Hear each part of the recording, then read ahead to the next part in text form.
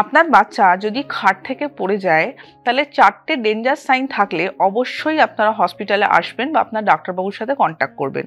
First danger sign হলো loss of consciousness, মানে বাচ্চা পড়ে যাওয়ার পর যদি অজ্ঞান হয়ে যায়। সেকেন্ড হলো বাচ্চার যদি কোনো জায়গা থেকে ব্লিডিং হয়, নাক থেকে, মুখ থেকে বা কান থেকে, সেটা কিন্তু একটা এমার্জেন্সি। 3 নম্বর হলো বাচ্চার যদি কোনো সিজার বা অ্যাবনর্মাল মুভমেন্ট হয় শরীরের বা হাতের বা মুখের, সেটাও কিন্তু একটা ডেঞ্জার সাইন। এবং 4 নম্বর হলো বাচ্চা যদি পড়ে যাওয়ার পর প্রচণ্ড বমি করে।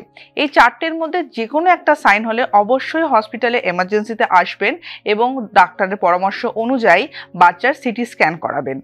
এই সাইনটা সে শুধুমাত্র বাচ্চা পড়ে যাওয়ার পরে নয়, তার প্রথম 48 ঘন্টা অবধি কিন্তু মনিটর করতে হবে। তাই আমি এটাই বলবো আমাদের যে অযথা প্যানিক করবেন না।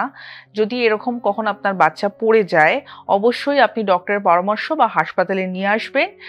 এখন অনেক উন্নত প্রযুক্তি এসে গেছে, তাতে কিন্তু আপনার বাচ্চা পুরোপুরি সুস্থ হবে। Peerless hospital, restoring health.